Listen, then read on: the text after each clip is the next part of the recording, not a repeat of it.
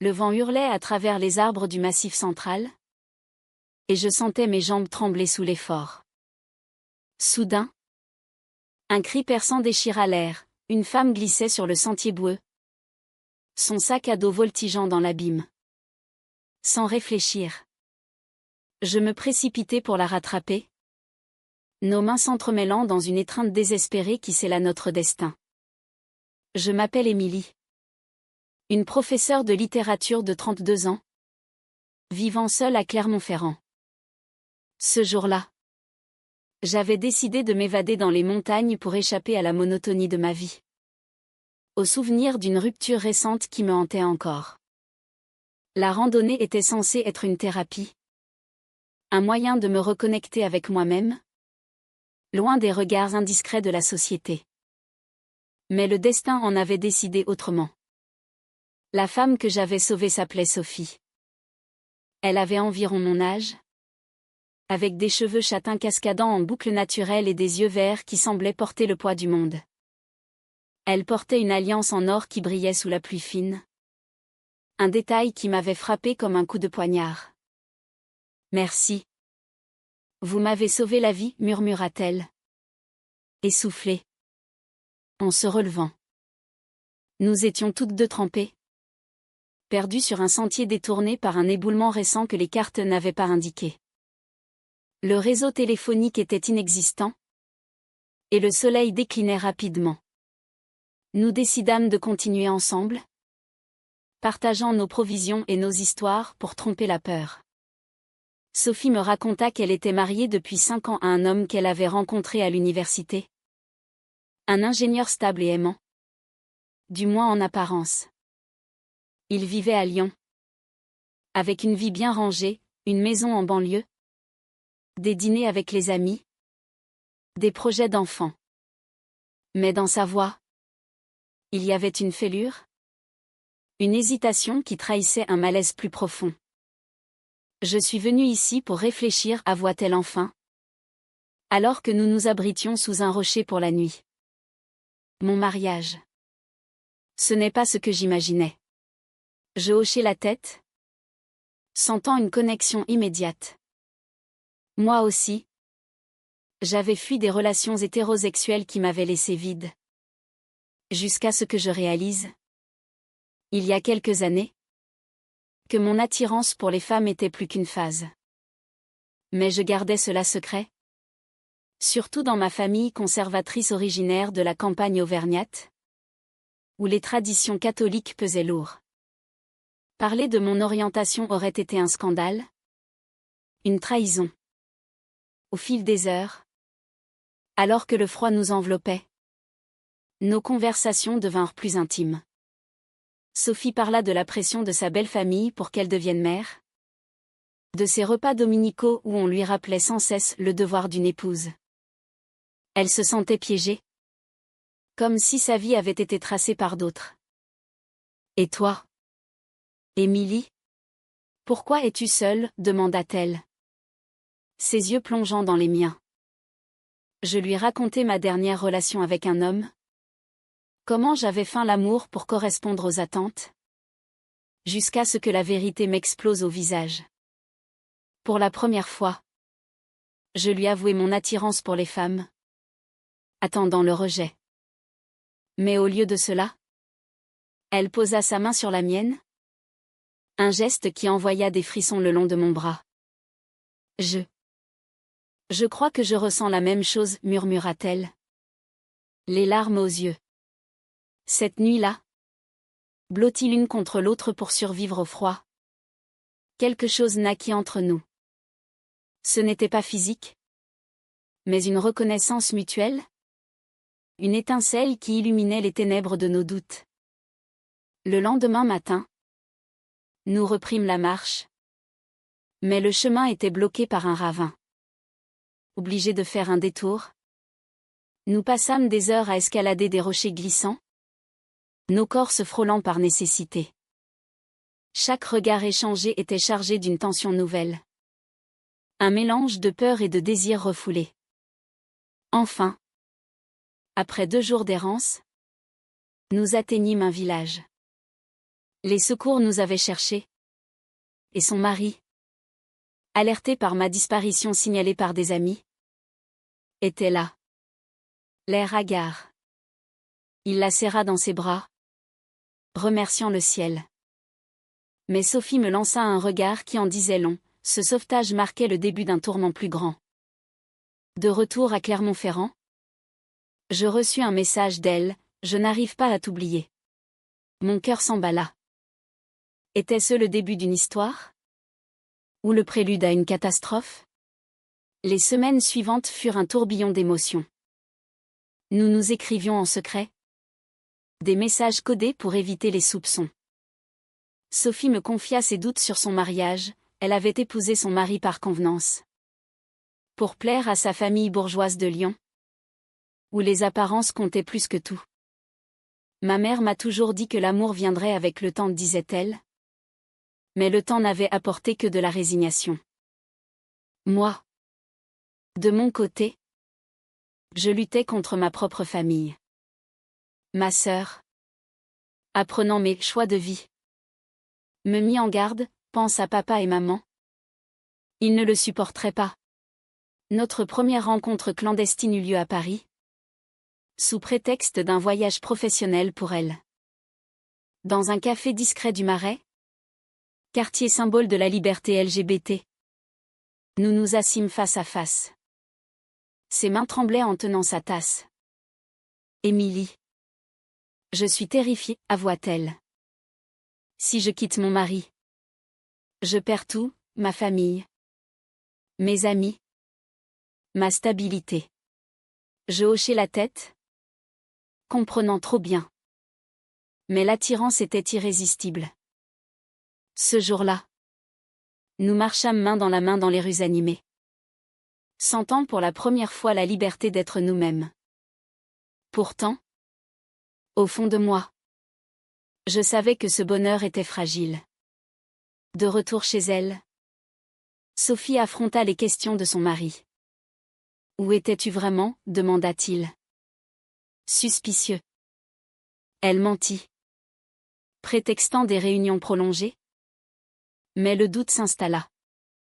Chez moi. Ma mère m'appela, inquiète de mon isolement. Trouve-toi un bon mari. Ma fille, dit-elle, ignorant tout de mes tourments intérieurs. La pression montait, et chaque décision semblait être un pas vers l'abîme. Les messages de Sophie devinrent plus fréquents, plus désespérés. Je ne supporte plus cette double vie, écrivit-elle un soir. Nous nous revîmes à mi-chemin, dans un hôtel discret d'Annecy, au bord du lac. Là, pour la première fois, nous nous embrassâmes. Un baiser chargé de toutes les frustrations accumulées. Ce n'était pas de la passion brute, mais une libération. Un aveu muet de nos âmes tourmentées. Pourtant, le lendemain, la réalité nous rattrapa. Sophie rentra chez elle, rongée par la culpabilité. Mon mari est un homme bien, me dit-elle au téléphone. Le trahir comme ça, c'est immoral. Je sentais le conflit intérieur la déchirer.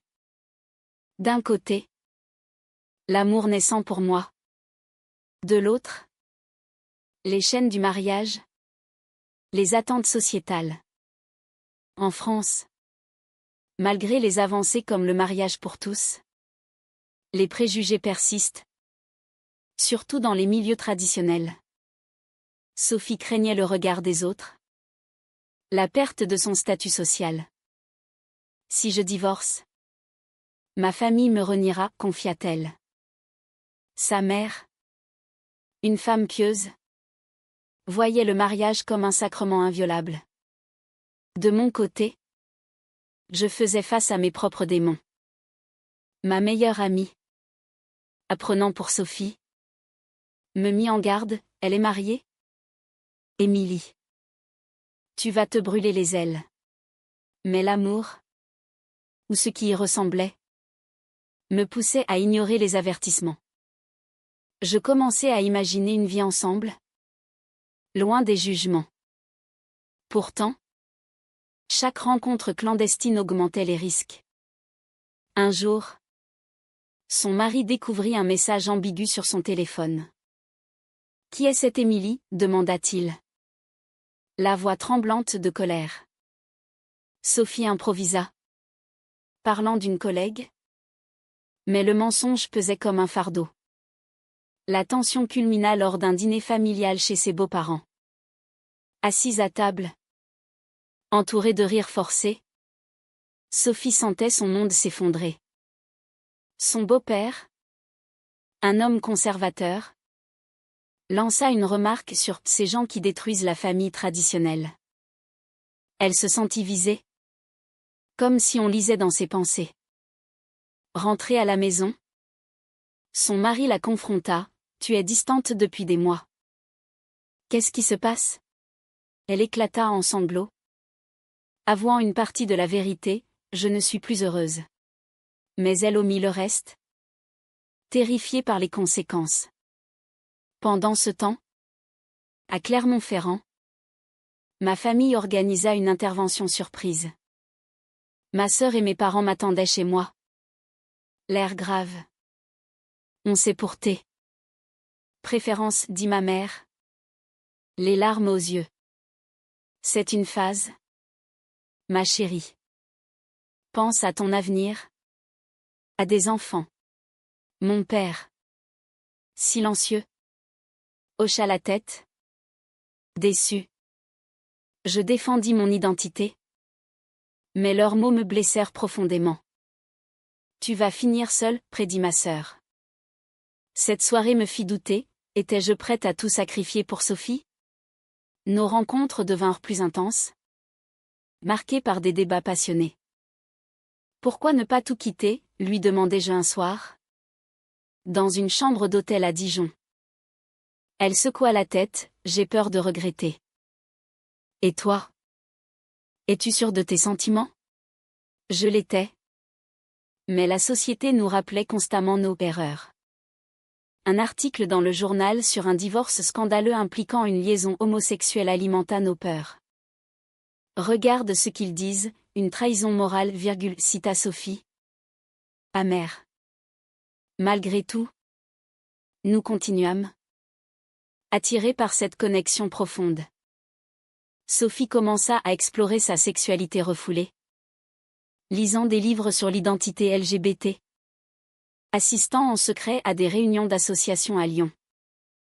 Cela l'éveilla, mais augmenta son conflit intérieur.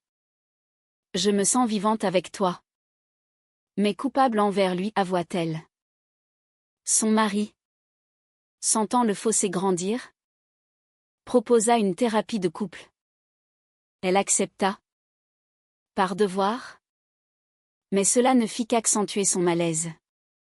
Un soir, après une séance, elle m'appela en pleurs, il veut un enfant pour sauver notre mariage. Cette nouvelle me frappa comme un mur. Un enfant signifierait la fin de nous. Je la suppliai de réfléchir. Mais elle était déchirée entre l'amour et le devoir. La pression familiale s'intensifia, sa mère l'appela, insistant sur le bonheur d'une famille unie. Sophie se sentait piégée, comme une marionnette dans un théâtre d'illusions. De mon côté, je commençais à craquer. Mes collègues remarquèrent mon absentéisme. Mes yeux rougis. Une amie me conseilla de rompre, c'est toxique. Émilie. Mais je ne pouvais pas.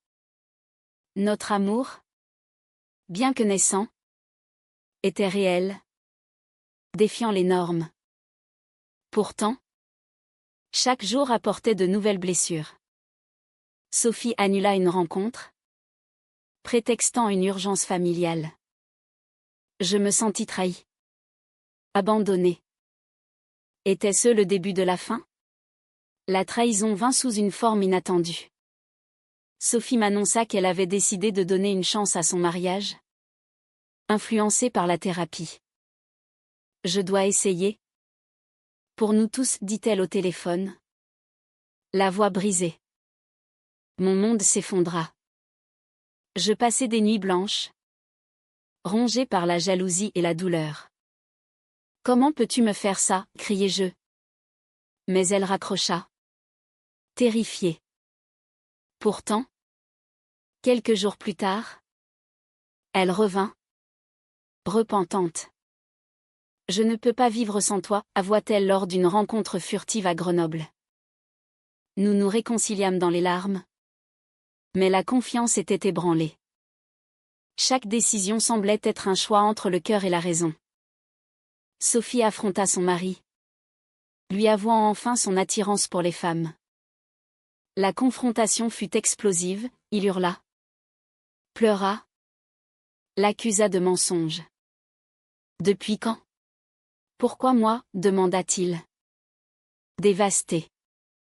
Elle expliqua, maladroitement, que ce n'était pas de sa faute, mais une découverte tardive. Le divorce fut inévitable. Sophie quitta la maison, emportant peu de choses, logeant chez une amie. Sa famille réagit violemment, sa mère la traita de pécheresse. Son père coupa les ponts. Tu détruis tout pour une fantaisie, dit-il. Les amis communs prirent parti. La plupart pour le mari, la voyant comme la coupable. La société, malgré ses lois progressistes, gardait des relents de jugement. Sophie perdit son emploi. Son patron conservateur invoquant des raisons personnelles. De mon côté, je la soutins, l'accueillant chez moi à Clermont-Ferrand. Mais la cohabitation révéla des fissures.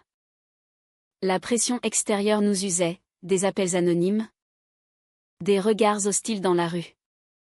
Ma famille, apprenant pour nous, organisa une nouvelle confrontation. C'est contre nature, déclara mon père. Je défendis notre amour, mais leurs mots s'infiltrèrent dans mes doutes. Étais-je responsable de son malheur?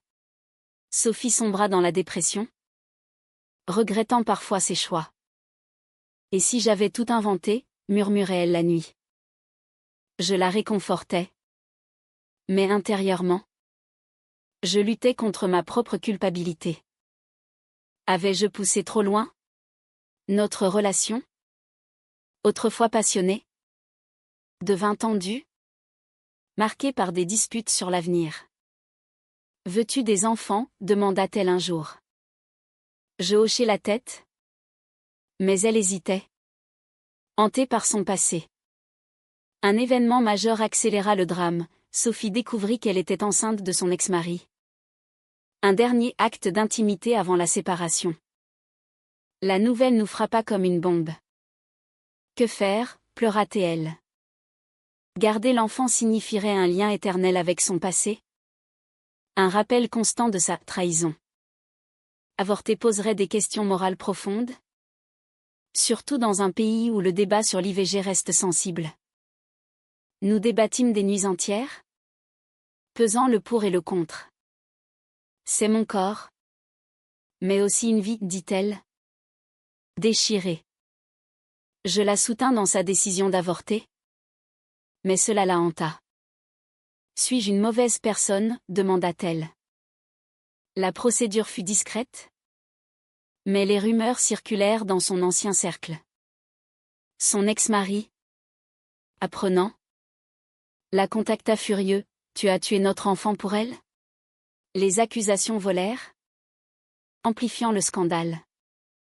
Sophie se replia sur elle-même, questionnant notre relation. Peut-être que tout ça est une erreur, avoua-t-elle. Pourtant, au milieu du chaos, des moments de tendresse persistaient. Nous marchions dans les volcans d'Auvergne, rappelant notre première rencontre. C'est là que tout a commencé, dis-je, la serrant. Elle sourit faiblement, mais ses yeux trahissaient la fatigue. La société nous testait, un article local sur « Les divorces homosexuels qui brisent les familles » nous visa indirectement. Les préjugés nous isolaient, mais renforçaient aussi notre lien. Le point de non-retour arriva lors d'une fête familiale chez moi. Sophie Invité malgré les tensions. Affronta les regards hostiles.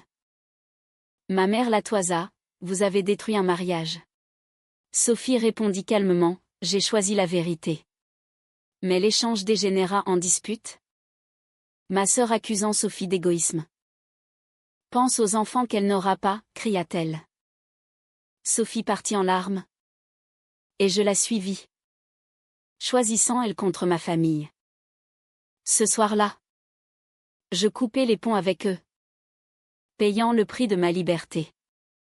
Sophie, de son côté, fit face à une trahison inattendue, son ex-mari, dans un acte de vengeance, révéla leur histoire à la presse locale. Un article titra « Une épouse infidèle embrasse le lesbianisme », déformant les faits. Les réseaux sociaux s'enflammèrent, avec des commentaires haineux, « Retournez à vos maris ». Sophie reçut des menaces, nous obligeant à déménager à Paris pour l'anonymat. Là, dans la capitale, nous espérions recommencer, mais les cicatrices restaient. Notre relation évolua vers une stabilité fragile. Sophie trouva un emploi dans une association LGBT, aidant d'autres femmes dans des situations similaires. Cela l'éveilla, lui donnant un but. Moi, je repris les saignements, intégrant des thèmes d'identité dans mes cours. Pourtant, les doutes persistaient. Avons-nous fait le bon choix, me demanda-t-elle un soir. Regardant la scène. Je la rassurai. Mais intérieurement, je questionnais le coup, amis perdus, famille brisée, carrières ébranlées. Un nouveau conflit surgit quand Sophie reçut une lettre de sa mère.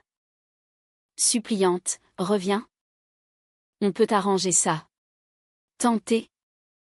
Elle envisagea une réconciliation. Peut-être qu'ils accepteront avec le temps, dit-elle. Je me sentis menacée, craignant de la perdre. Nous disputâmes violemment, tu regrettes, accusai-je. Elle nia. Mais la graine du doute était plantée. La crise culmina lors d'une manifestation pour les droits LGBT à Paris. Sophie y participa activement, tenant un panneau « Amour s'enchaîne ». Mais en rentrant, elle trouva un message de son ex-mari, « Je t'aime encore ». Cela la perturba, ravivant des souvenirs. « Et si j'avais été hétéro » murmura-t-elle. Je sentis la trahison poindre, mais choisis la confiance. Pourtant, elle commença à le contacter pour clore le chapitre. Je découvris les appels par accident, me sentant trahi. « Comment oses-tu » hurlai-je. Elle expliqua, c'est pour guérir. Mais la jalousie me consuma. Nous nous séparâmes temporairement, chacune affrontant ses démons. Sophie rentra à Lyon, confrontant sa famille. Sa mère pleura, tu as choisi le péché. Mais son père, inattendu, montra de la compréhension, je veux ton bonheur. Cela la fit vaciller. De mon côté, seule à Paris, je réfléchis à mes choix. Avais-je forcé les choses? La solitude me pesa, me faisant regretter. Mais un appel de Sophie changea tout, je reviens. C'est toi que j'aime. Nous nous réconciliâmes. Plus forte, ayant payé le prix de nos erreurs. Les mois suivants furent une reconstruction lente. À Paris, nous bâtîmes une vie ensemble, loin des jugements provinciaux. Sophie intégra une communauté LGBT, trouvant du soutien. Moi, je repris contact avec ma sœur, qui s'adoucit progressivement. Je ne comprends pas. Mais je t'aime, dit-elle. Nos familles, bien que distantes, commencèrent à accepter l'inévitable. Pourtant, les cicatrices restaient. Sophie luttait avec la culpabilité de son avortement, consultant un thérapeute. Était-ce la bonne décision, se demandait-elle. Je la soutenais. Mais nos débats sur la moralité approfondissaient notre lien. La société évoluait, des lois renforçant les droits LGBT nous donnaient espoir. Mais les préjugés persistaient. Comme lors d'un refus de location d'appartement pour un couple non traditionnel. Notre amour grandit. Marqué par des moments de joie pure, des promenades au jardin des Tuileries, des dîners intimes. Sophie écrivit un journal. Racontant notre histoire, envisageant de le publier pour aider d'autres. C'est notre vérité, dit-elle. Moi. Je composais des poèmes sur notre rencontre, célébrant la force née du chaos. Mais un ultime test arriva, son ex-mari la contacta. Demandant une rencontre pour retourner la page. Elle accepta. Par clarté. Je l'accompagnai, restant en retrait. La discussion fut émotive, il avoua son amour persistant. Mais reconnut sa perte. Sois heureuse, dit-il enfin. Sophie rentra libérée. Notre lien renforcé. Aujourd'hui, nous vivons ensemble, défiant les normes. Mais le chemin fut pavé de sacrifices, famille divisée. Amis perdus. Âme blessée. L'amour triomphe-t-il toujours? Ou le prix est-il trop élevé? Était-ce moral de poursuivre cet amour au détriment d'un mariage existant?